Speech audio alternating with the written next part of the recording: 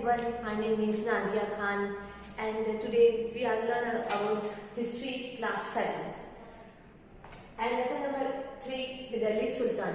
इसके first part में हमने देखा कि कैसे इंडिया में, दिल्ली में स्पेशली पहले तोमर आए, तोमर राजपूत आए, तो then Chauhans they come and they find out 5 dynasty of Delhi sultan. इस तरीके से उन्होंने दिल्ली को कैपिटल बनाया, बट पहले दिल्ली कैपिटल नहीं था. कावेरी डेल्टा का जो प्रीवियस लेसन में पढ़े थे कि वो कैपिटल था, लेकिन जब राजपूत एंड तोमर था तो उन्होंने दिल्ली को हमारा कैपिटल बनाया. और जो मुगल एम्पायर थे, दिल्ली सुल्तान थे, उन्होंने इसे और एक्सपांड किया और बढ़ाया. सो अभी हम देखेंगे आज the circle of justice. Circle of justice, what is mean by circle of justice? Circle of justice का मीनिंग क्या है? The meaning is the relationship between the king and their subject. King में और उनके लोगों में, उनके सब्जेक्ट में, उनके बीच में रिलेशनशिप कैसे है, तो इसे कहा जाता है the circle of justice. And the author is फकीर ए मुदबिर. और इसे किसने लिखा है? इसके ऑथर कौन थे? फकीर ए मुदबिर. See, the circle of justice like the king है, okay? King, he cannot live with their soldiers. वो अपने सोल्जर के बिना सर्वाइव नहीं कर सकते. उन्हें कहीं भी जाना है, कुछ भी करना है, उन्हें सोल्जर की जरूरत पड़ती है. तो सबसे पहले ले लीजिए किंग. किंग डिपेंड होता है सोल्जर्स पे अपने. सोल्जर्स को क्या चाहिए? पैसा, सैलरी. ओके, अब इन्हें सैलरी कहां से आएगी? लीजेंट, टैक्स से. टैक्स कहां से आएगा? ऑब्वियसली पीपल, लोगों से.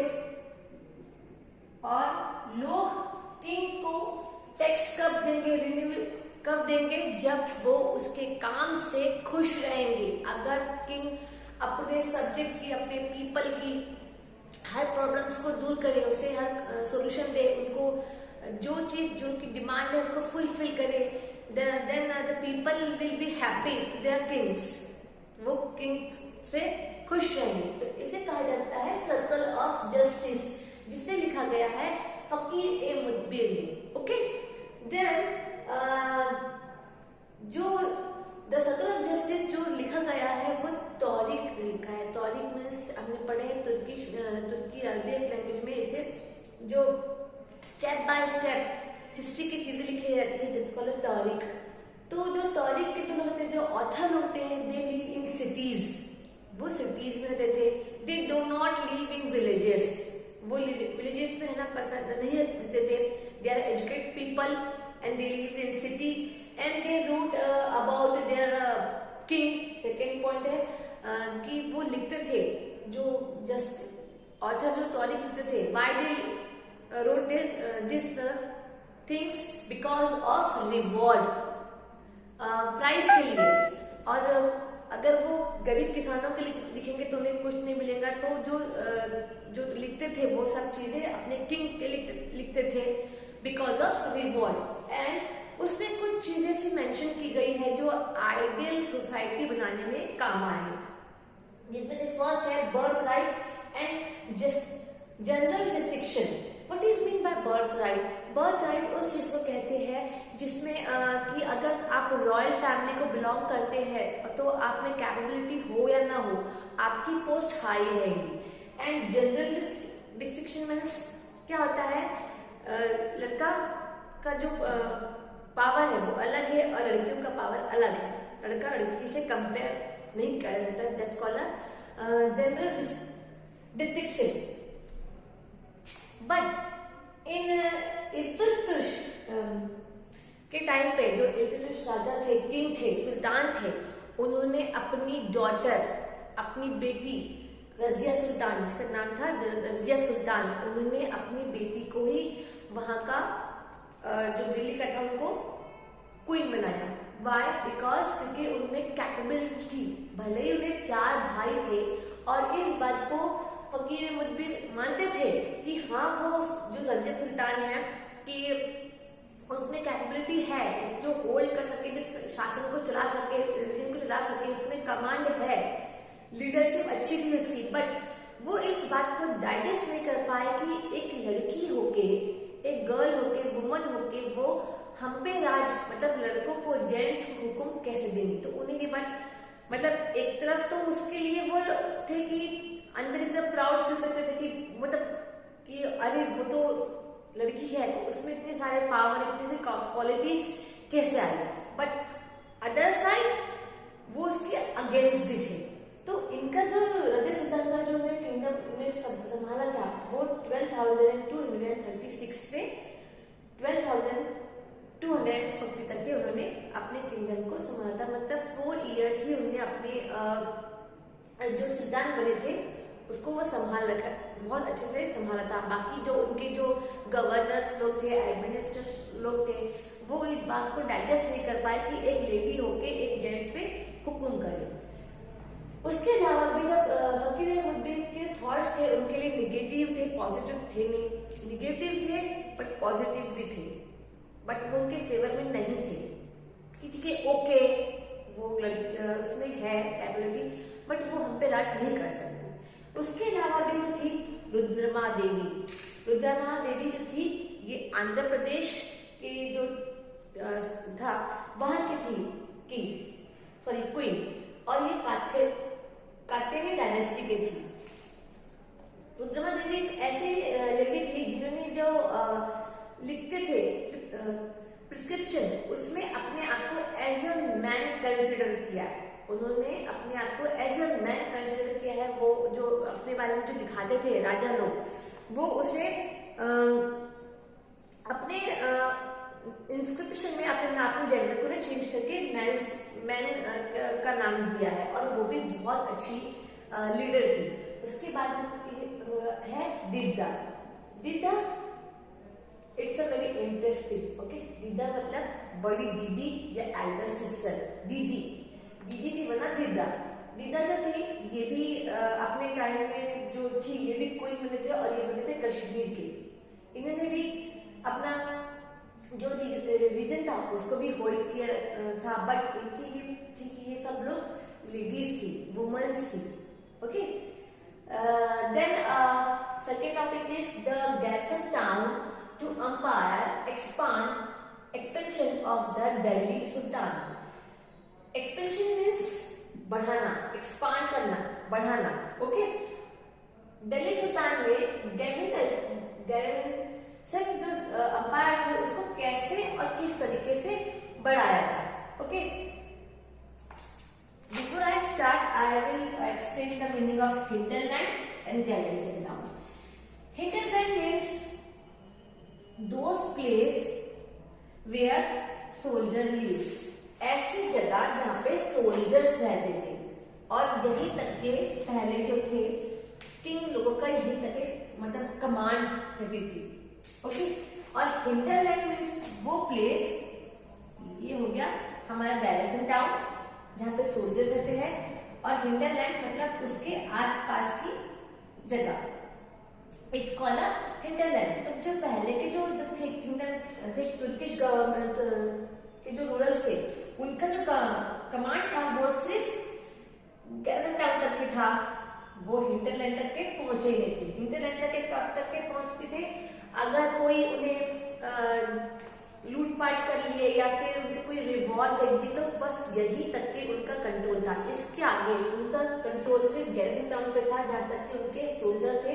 हिंटरलैंड पे का कंट्रोल नहीं था, किसका? तुर्किश गवर्नमेंट का। But when the Khalji dynasty and Tughlaq dynasty come in the Delhi, जब वो खलजी डायनेस्टी और तुगलक डायनेस्टी आए तो उन्होंने जो गैरसन टाउन था उसको बढ़ाया हिंटरलैंड तक के, यहाँ तक के था उनका, तो उन्होंने धीरे धीरे उसको हिंटरलैंड पे भी अपना कब्जा करने लगे।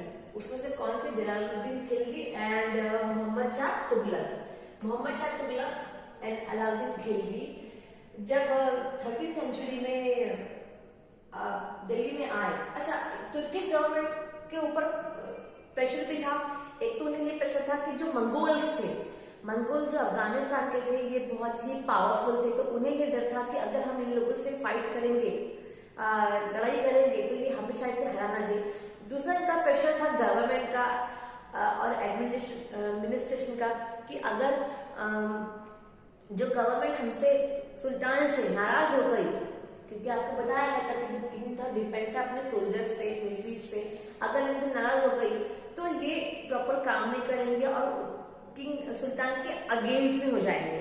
तो उन्होंने तुर्किश गवर्नमेंट ने आगे बढ़ने का सोचा ही नहीं कि हाँ भाई हम आगे करते हैं कुछ, तो वो वहीं तक ही स्टॉप हो गए थे कि हमें आगे बस यही करके अपना कंट्रोल रखना है गैरिसन टाउन तक, कि हमें नहीं करना था क्योंकि उनके ऊपर प्रेशर बहुत था। और ये बहुत डिफिकल्ट था कि दिल्ली से बंगाल तक के अपना एम्पायर एक्सपांड करना ये बहुत डिफिकल्ट था कि एक जगह रह के दूसरे सदर्न साउथ प्लेस में अपने आप को स्टैब्लिश कर पाए, क्योंकि इसके बहुत सारे कभी कभी वेदर की वजह से कम्युनिकेशन नहीं बैठता था, कभी कभी अगर गवर्नमेंट नाराज हो गई, जो गवर्नर नाराज हो गए तो वो सुल्तान के अगेंस्ट में हो जाएंगे, उनको डर था कि मंगोल आके हमारे फाइट ना कर सके, तो इन्हें ये सब चीजों का बहुत डर था, तो इसलिए उन्होंने उसको एक्सपांड नहीं कर पाए।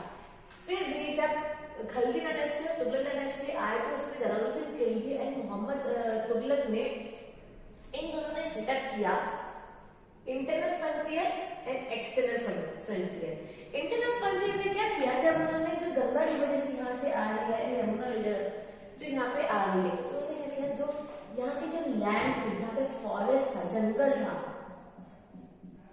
ओके, उसको क्लीन कर दिया। उसे क्या किया, क्लीन कर दिया। और क्लीन करने के बाद वहां के जो प्लीजेंट लोग जो चारागाह जो चढ़ाते थे और जो थे, उसको क्लीन करने के बाद में उनसे कहा गया कि हम तुम्हें यहाँ पे लैंड दे रहे हैं और तुम यहाँ पे आके एग्रीकल्चर करो, खेती करो। इससे क्या होगा, अगर ये लोग एग्रीकल्चर करेंगे, खेती करेंगे तो इनसे ये रेवेन्यू टैक्स ले सके, और टैक्स ले सकेंगे तो अपने सब्जेक्ट के लिए, पीपल के लिए यूज कर सकेंगे। तो ये जो था, तो गंगा यमुना का जो इंटरनल अंदर का जो था गैरसन टाउन, जैसे गैरसन टाउन है, उन्होंने इसको थोड़ा सा बाहर का जो एरिया है, हिंटरलैंड का जो एरिया है, उसको बढ़ाने के लिए, गैरसन टाउन को हिंटरलैंड को अपना स्टैब्लिश करने के लिए गंगा और यमुना की जो रिवर के पास की जो फॉरेस्ट था उसको क्लीन करने के बाद में प्लीजेंट लोगों को और भी जो लोगों थे, विलेज के लोगों थे, उनको कहा कि आप यहाँ पर आइए और यहाँ पे एग्रीकल्चर करिए और हमको उसके लिए टैक्स दे दीजिए। उससे क्या होगा कि इनका जो, एक तो दो बातें होंगी, इनका जो किंगडम है वो एक्सपांड होगा, बढ़ेगा, और बढ़ने से क्या होगा कि इनके पास पैसा कहाँ से कलेक्ट होगा, तो वो टैक्स के थ्रू कलेक्ट होगा। और टैक्स कहाँ से आएगा, अगर यहाँ पे ये एग्रीकल्चर करेंगे और जो भी कमाएंगे तो उसमें से टैक्स वो अपने किंग को देंगे। और सेकेंड था एक्सटर्नल जो था, इसे स्टार्ट तो अलाउद्दीन खिलजी ने किया था, ओके, और इसे बढ़ाया था मोहम्मद तुगलक ने। छोटा था, इसको स्टार्टिंग इन्हें की थी, बट इसको एंड किया था मोहम्मद तुगलक ने। किस साइड में, साउथ साइड में, सदर्न साइड में। अब ये सिर्फ दिल्ली तक के स्टॉप नहीं रहना चाहते थे, ये दिल्ली के आगे साउथ में भी अपना बनाना चाहते थे। जैसे कि ये हो गया, इधर दिल्ली है, इधर साउथ है, सॉरी इधर साउथ है, तो ये जो डिस्टेंस है बहुत बड़ा है ना, तो उसको स्टैब्लिश करने का काम किसने किया, अलाउद्दीन खिलजी ने स्टार्ट किया, और इसको एंड तक ले जाया मोहम्मद तुगलक ने। ओके, अभी आपको और इन्होंने इस रीजन को 150 इयर्स तक के इस पे कब्जा किया और इसे बहुत अच्छे तरीके से संभाला। ओके, अभी मैं so now I will stop this video here। मैं इस वीडियो को भी ही स्टॉप कर रही हूँ। नेक्स्ट टॉपिक में हम इसके आगे का पढ़ेंगे। Okay, thank you, bye, have a nice day.